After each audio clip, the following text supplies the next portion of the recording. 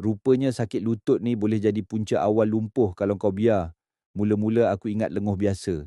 Lutut rasa mencucuk bila naik tangga. Rasa berat bila nak bangun kerusi. Malam-malam berdenyut sampai tak boleh tidur. Aku biar je sebab fikir normal bila umur makin naik. Sampai satu hari, aku pergi klinik buat X-ray. Doktor tunjuk result, dia cakap rawan dalam lutut aku makin nipis. Kalau aku terus biar, risiko lumpuh dan tukar sendi memang tinggi. Masa tu aku terus rasa takut.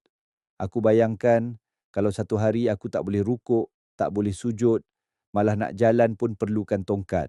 Aku cuba macam-macam sapu minyak, tuam panas, makan ubat tahan sakit.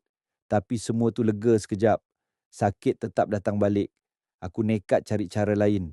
Masa tu aku jumpa jus Lennox. Dalam dia ada gabungan herba tradisi macam tulang gunung, kunyit dan halba. Tulang gunung bantu pelinciran and kuatkan rawan sendi. Kunyit kurangkan radang. Halba lancarkan darah and hilangkan tegang. Aku amal satu sachet pagi, satu sachet malam. Alhamdulillah, lepas beberapa minggu lutut makin ringan. Nak bangun dah tak tersekat, nak rukuk sujud pun lebih lancar. Kalau kau tengah biar sakit lutut, jadi makin teruk, tolong jangan tunggu sampai terlantar. Ingat sakit kecil boleh bawa pada lumpuh. Ikhtiar awal dengan jus Lennox, tekan button order now. Sekarang, sebelum terlambat.